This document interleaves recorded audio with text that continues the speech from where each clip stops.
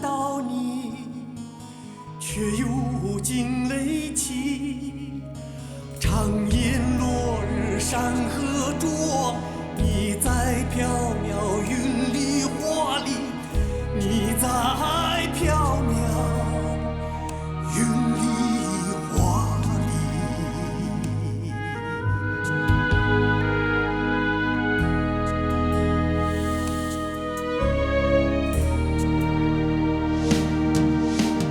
唱歌一曲，好风好梦好歌好一起。唱歌一曲，好风好梦好歌好一起。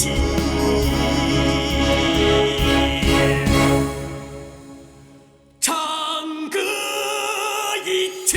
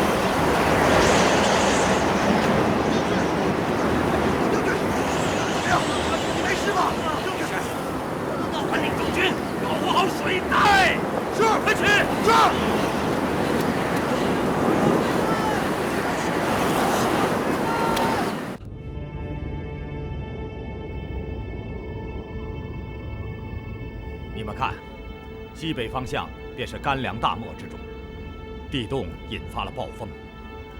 看来房将军和解运大军的处境不妙啊！是啊，大漠中刮起了旋风。这里的人有句俚谚：“旋风行，无路寻”呐。刺史大人，这是什么意思？意思就是，只要大漠中刮起了旋风，沙丘就会随时移动，将原有的路径覆盖，行路的商旅们便无路可寻。大人，那大军岂不是要迷路吗？李大人，在，你即刻前往城防营，调200府兵，由这位斥候率领，只待地动停止，便立刻进入大漠。一来迎接房将军及解运大军，二来将通关路径重新标清。是，卑职马上去办。走。是。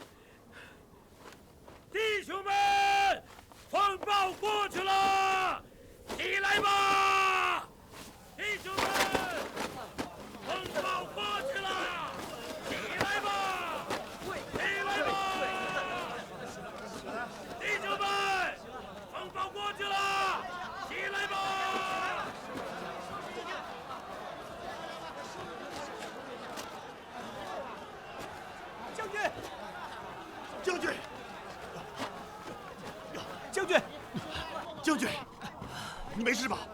没事。文清，你怎么了？将军，官道没有了。啊？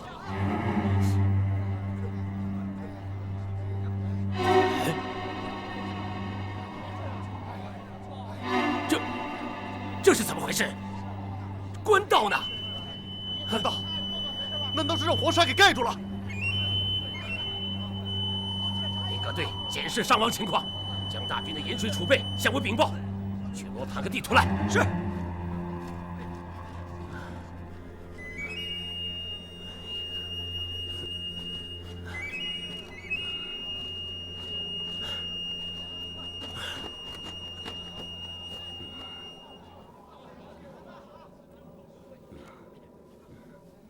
现在在抱沙梁，把罗盘给我。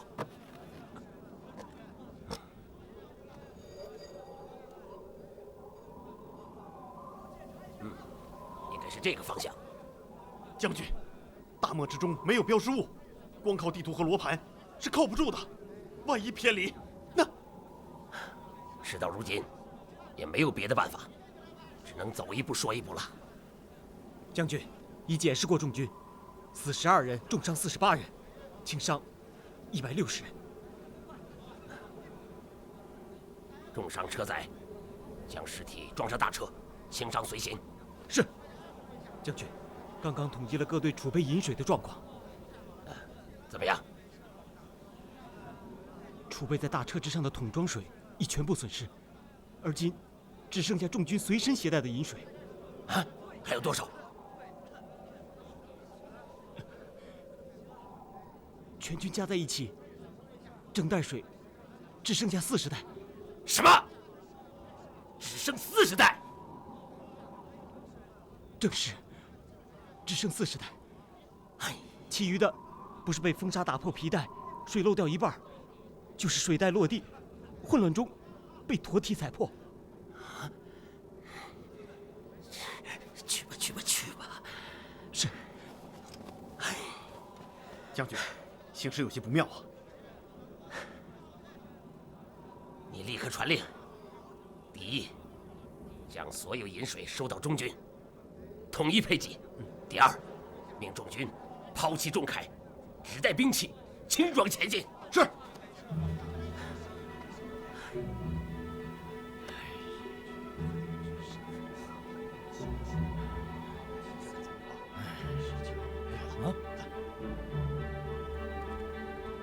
将！将！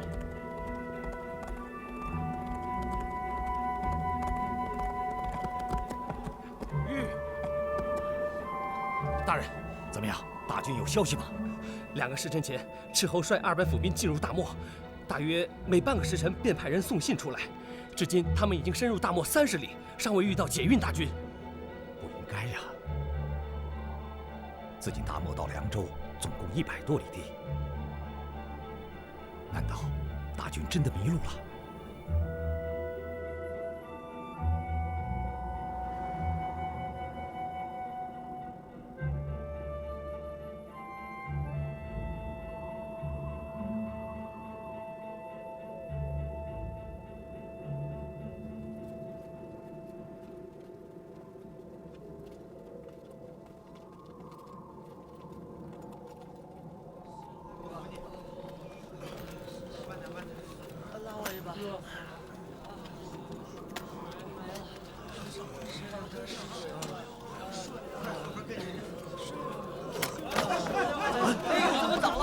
拿水来，快！哎，怎么了？扶起来！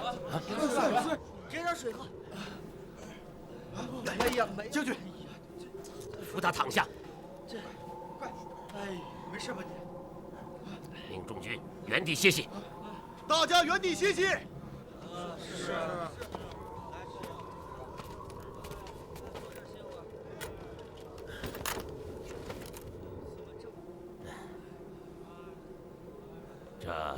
这是什么地方？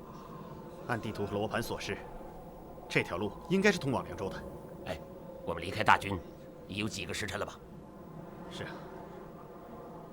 将大军留在大漠之中，我这心里有些不安呐。没有饮水，大军在沙漠中无法行走。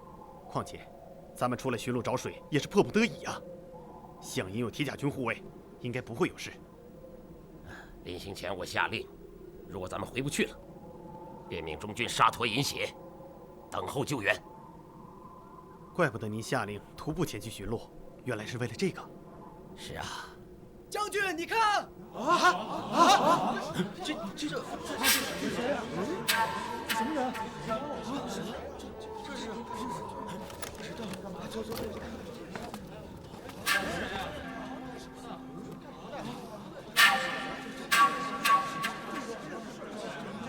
是黑衣天王！快！黑衣天王！黑衣天王是什么？当地老百姓传说，附近有个黑暗之山，山里住着黑衣天王，他们掌管大漠中的一切，从风云变幻到行路商旅的生死安危，难道让咱们给碰上了？啊！准备应战！如果真的是黑衣天王，抵抗也是没有用的。不如尽管启动。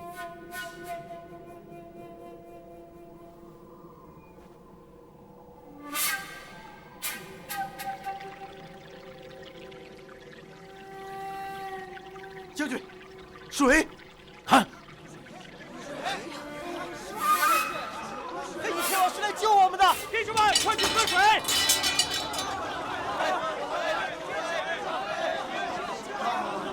别抢，让我有。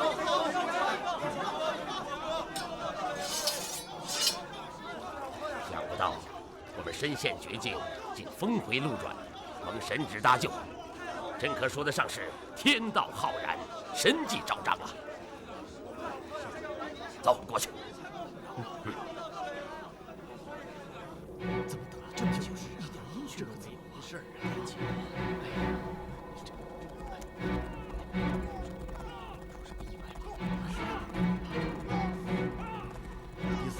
来了，走！来了！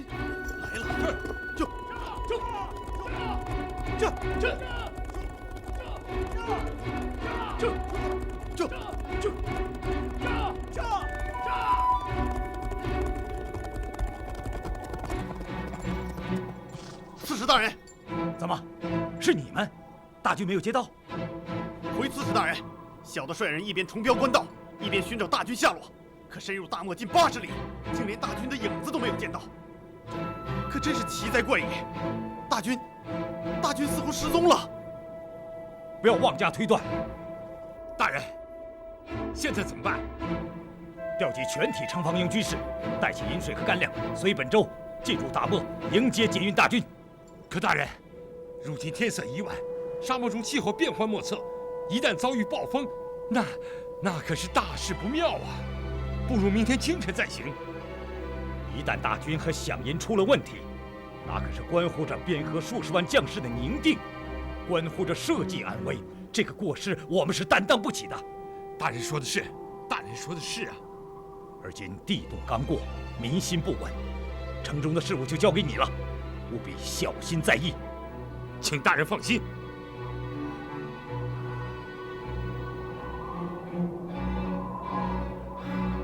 但愿天佑大军。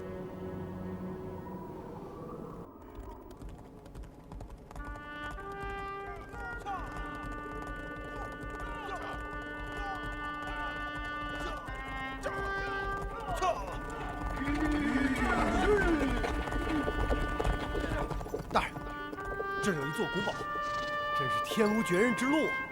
是啊，如此孤绝的城堡位于深山之中，不知道是否有人居住。那也总强过披星宿月。那倒是。大家快点到前面的古堡投宿。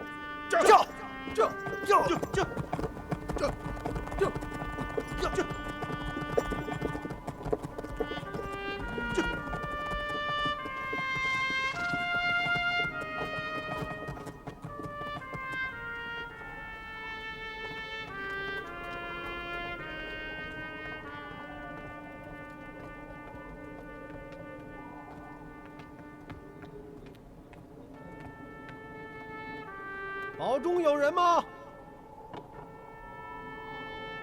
什么人？行路之人特来投宿啊！是行路人。正是。你们等着，我通禀主人。哈哈，有劳了。怪哉，如此的深山古堡，还真的有人居住啊！大人，看这堡子的样式形貌，不像是中土建筑。倒像是西洋的风格，该是建于南北乱世之时，颇有些年代了。客人请进，主人在大厅等候。多谢尊家，有劳了啊！大人请。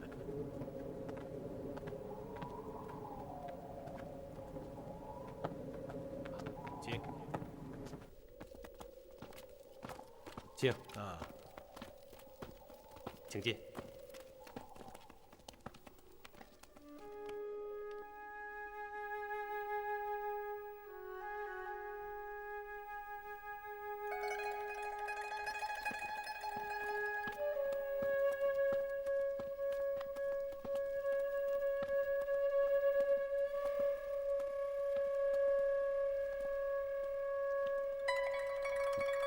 来人了。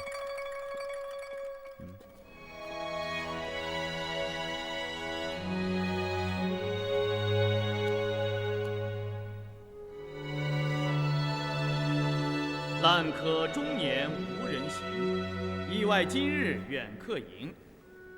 莫道深山无知己，贵人临宝夜风亭。宿山流凤凤自亭，剑客远游似浮萍。忽闻一阵香风过，吹来贵主好门庭。小子王强携内紫薇，恭迎尊客。剑客并州淮阴，到过深山，蒙贤主人荐留，实堪嘉幸。尊客稍后。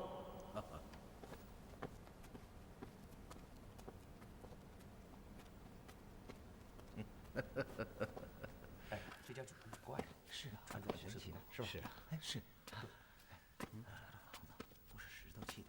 是。你看那画。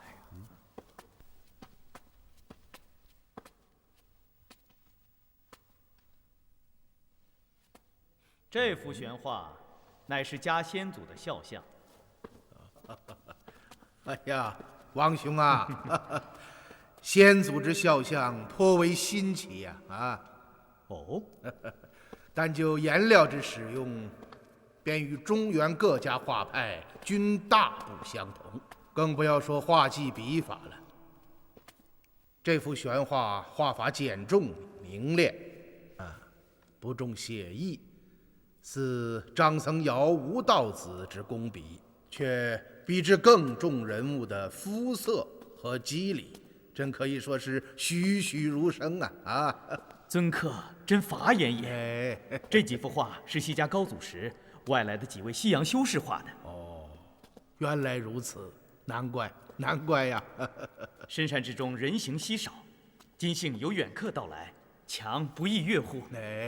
承贤主人以南朝古礼款款相待，怀应感激之至啊！难得尊客竟能还以古礼，实在令王强刮目。仅凭尊客这番实践，恐怕非寻常之人吧？哦，曾以进士入小官，而今罢闲，不提也罢啊！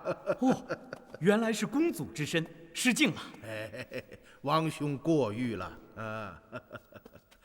如剑客所料不错，以王兄的衣着谈吐清文雅礼，再见这苍山古堡之势，王兄家世必定是南朝士族之贵吧？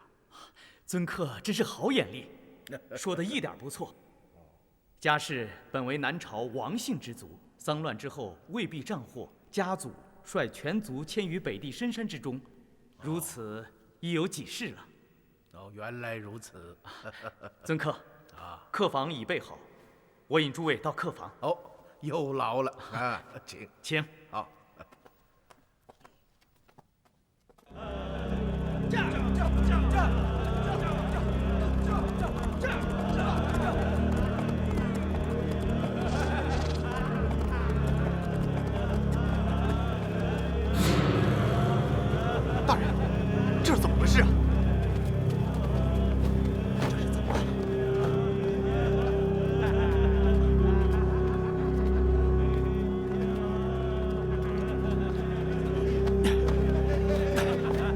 什么？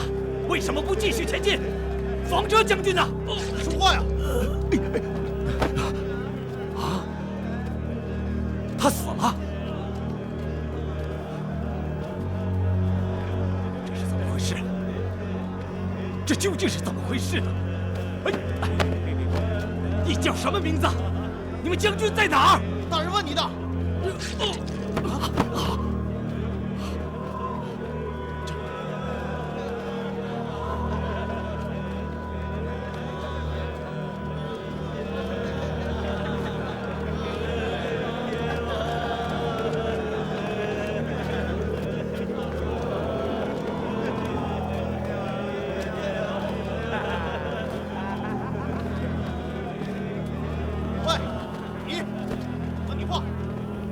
住手！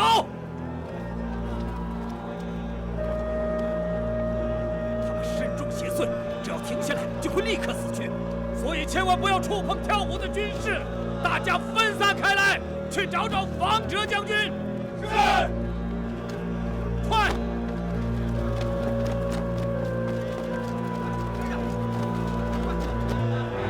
那儿有个人。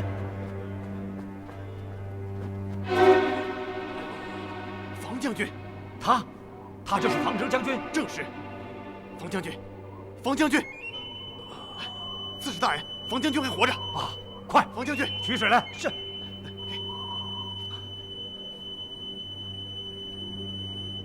大人，好。大人，怎么样？二队报告，在几十里外的大漠发现了大军。哦，可大军已经全部死亡。什么？响银找到没有？没有找到响银。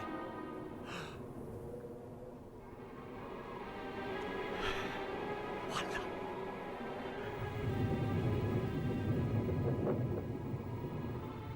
诸位请，大家共饮此杯。好，来。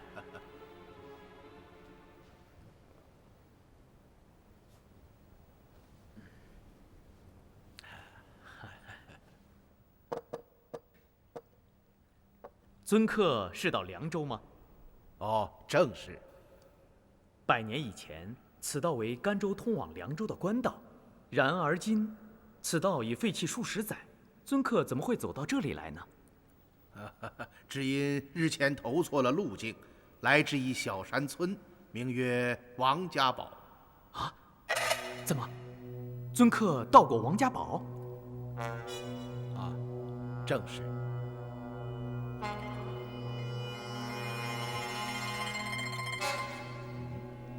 怎么，王兄，有何不妥吗？啊，那倒没有，只是王家堡乃是当地黑衣天王的出身之地，据说常有神异之事发生。不知尊客是否遇到了什么不同寻常的事情？别的倒是没有，只是在村中借宿之时，当地老乡言道，这2日是黑衣天王的忌日，因此不敢留客。哦，有一件事还想在兄台面前请教。怀兄请讲。这位黑衣天王究竟是何出处？何以附近的百姓对其笃信至死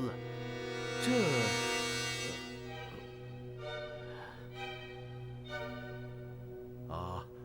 既然王兄不愿提及，怀某不敢勉强。怀兄多虑了，小弟只是不知从何说起。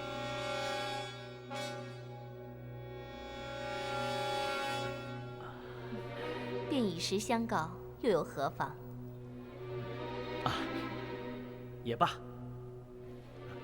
怀兄有所不知，这位黑衣天王非常灵应，可以说是本地百姓的护法尊神。怀兄刚刚说到附近百姓对这位黑衣天王非常笃信，您说的还不完全，不仅仅是附近的百姓，应该说是整个甘凉地区对这位黑衣天王都非常笃信。是这样。怎么说呢？这位黑衣天王是小弟的华宗，也姓王氏，名曰显。南北乱世末期，有一批妖魔自西方而来，这些人类生双翅，身披铠甲，食人肉，饮热血。这些恶魔不但杀人取血，还贪图钱财宝货，在甘凉一带无恶不作，百姓对其恨之入骨，却又无可奈何。而黑衣天王王显，生于王家堡，就是怀兄日前经过之处。怎么，黑衣天王生于王家堡？是啊，他自有习武，勇气过人。听闻此事以后，便集合了本村的青壮年，带其武器深入大漠，去寻找这些妖魔，与之会战于黄沙之野，最终将妖魔除去。而他和手下之人也力战而亡。因王显生前喜着黑衣，当地百姓为了纪念他，便将他称为黑衣天王，建庙供奉香火，并将其生辰9月25日定为忌日，代代相传，沿袭至今。原来是这样啊！据当地人传说，黑衣天王惊魂不散，居住于凉州的黑暗之山中。怎么，真的有黑暗之山这个地方？嗨，这也只是当地百姓的传说，从没有人到过。据说黑暗之山隐匿于这座大山的深处，终日云深雾绕。黑暗之山就在这座山中。怀兄却是当真，这只不过是俗人的传说耳。是啊，是啊。王兄，请继续讲吧。据当地人讲，由黑暗之山可以直接进入天宫，因此也被称为黑天门。在那里聚集着黑衣神祗，掌管甘凉道和大漠中的一切，并且掌握着巨大的财富。到达那里的人不仅可以飞黄腾达，还可以成仙得道。因此，有很多人前去寻找黑暗之山。找到了吗？可惜呀，没有一个人活着回来。是这样。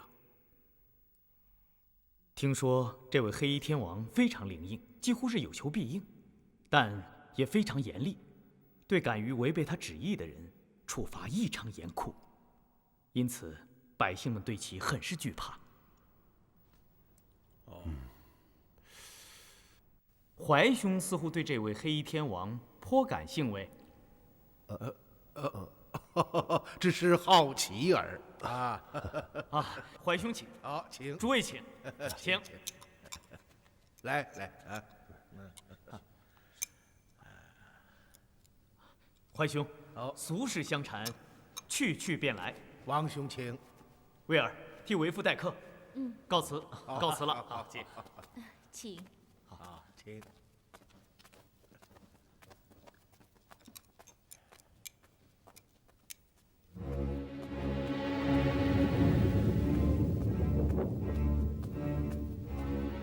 怎么样？东西已经地下5道，运抵地厅。走。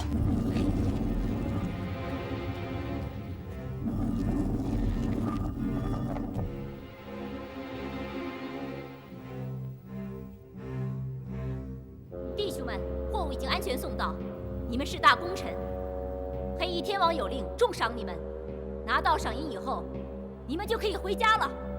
谢天王圣旨，为黑衣天王出逃斗火，在所不辞。好，大家不要随便走动，在原地等待，赏银马上就到。走。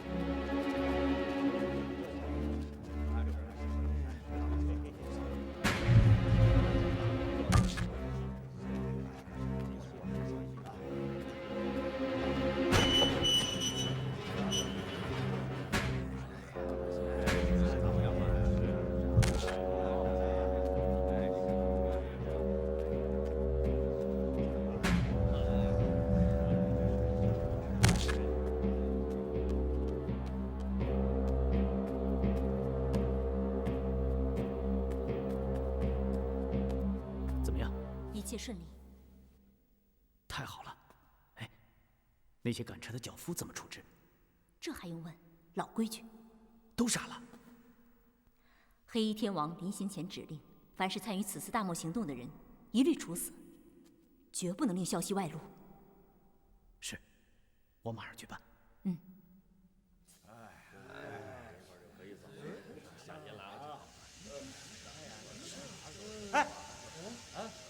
听，这是什么声音啊？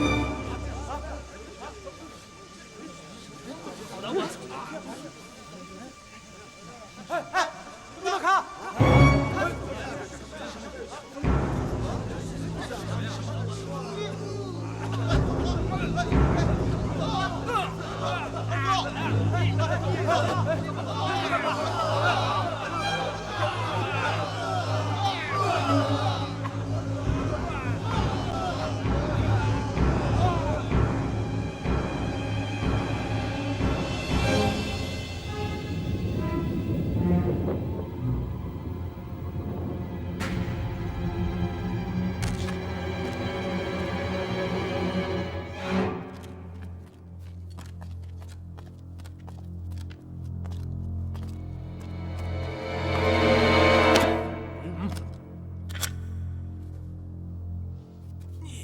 你们好狠呐！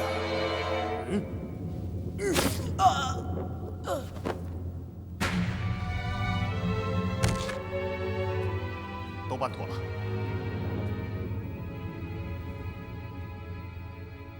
这批货不能停留，你马上去安排一下，要立刻将货运走。是。等等。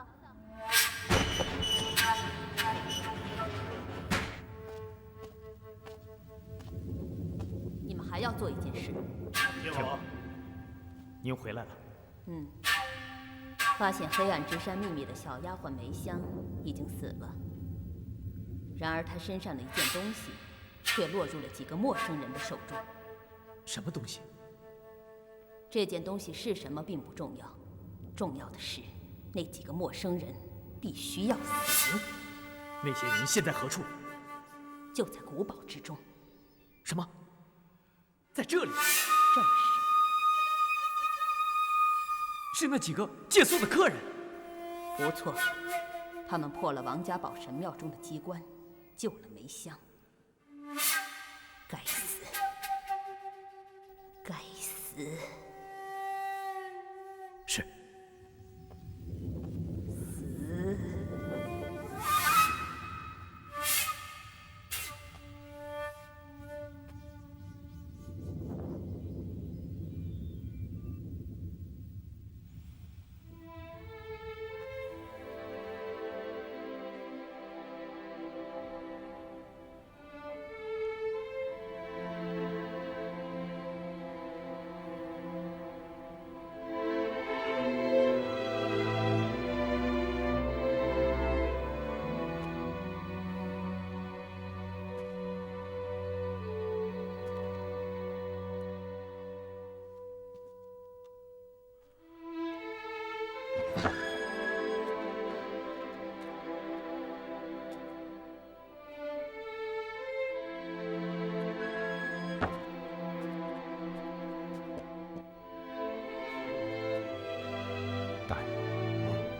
元芳啊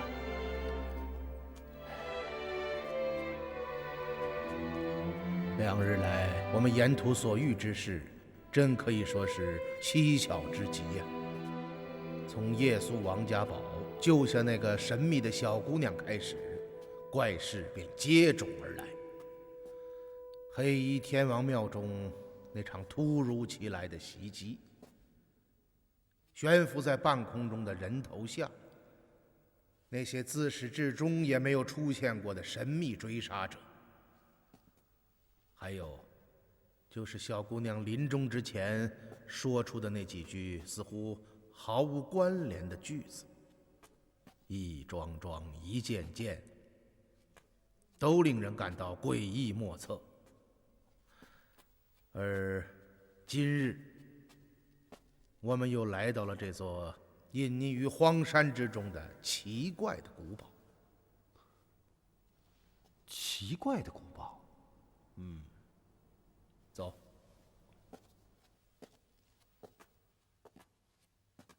元芳啊，常言讲得好，诚以道而行。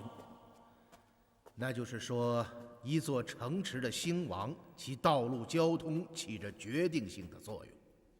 而今日我们来到的这座古堡，却建在了已经荒废了几十年的官道之上，这不奇怪吗？据王强讲，这是其高祖在南北乱世之时为避战祸而修建的。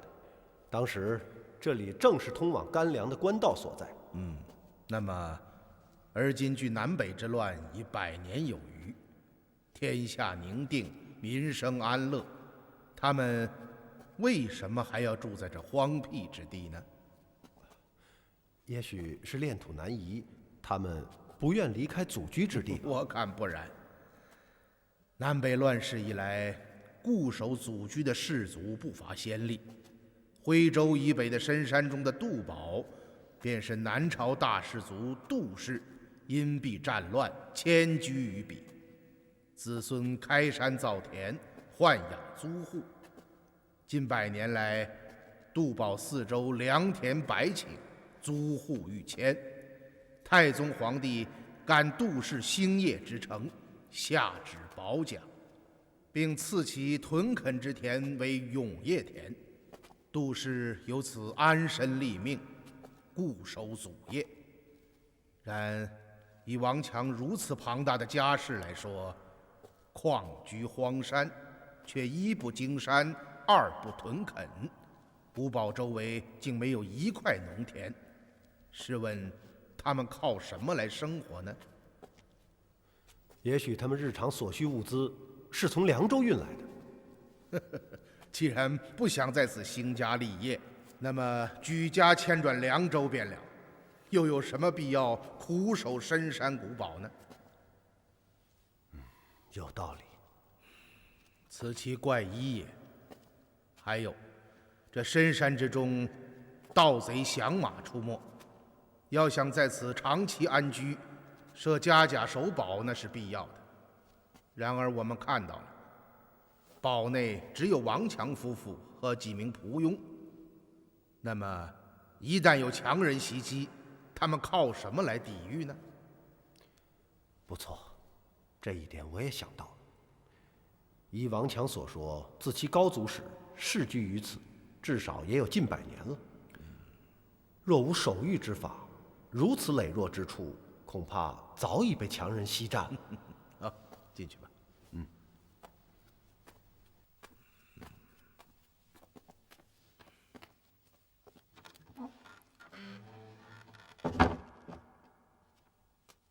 所以我才说，这座古堡甚是怪异。大人，您的意思是？我并没有什么意思，只是将这几天发生的事情连贯起来想了一遍，似乎冥冥之中有一条纽带，将我们这几日所遇到的事情暗暗地连接在一起。哦，这是什么意思？你还记得今日酒席之上，王强听到我们曾经到过王家堡时的表情吗？尊客是到凉州吗？哦，正是。100年以前，此道为甘州通往凉州的官道，然而今，此道已废弃数十载，尊客怎么会走到这里来呢？只因日前投错了路径，来至一小山村，名曰王家堡。啊？怎么？尊客到过王家堡？啊，正是。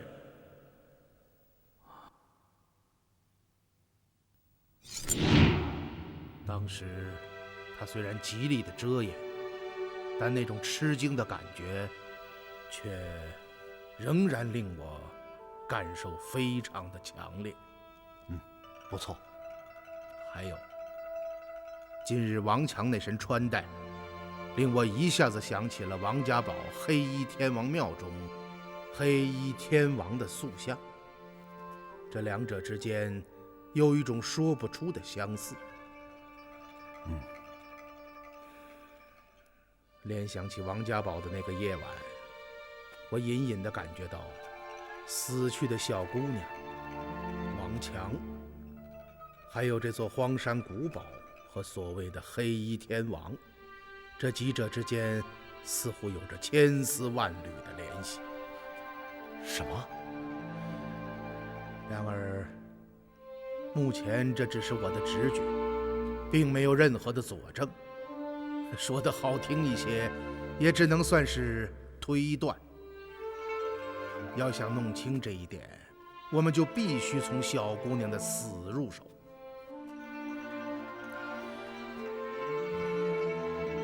当时我们在天王庙中身陷危境，苦战脱身，可以说无暇细想。然而，在离开王家堡之后，我一路上细细忖度，认为这当中有着几点疑问。什么疑问？第一，追杀者究竟是什么人？为什么要不顾一切地追杀这样一个柔弱女子，以至于竟然不惜动用天王庙中的机关埋伏？然而，在我们将机关破解之后，他们却又并不现身，继续对我们施以杀手，以期达到杀死小姑娘的目的，却任由我们将人带走。这前后形势，岂不是非常矛盾？不错，这一点，卑职至今也想不明白。而今事件刚刚开端，头绪皆无，因此，我们只是先提出问题。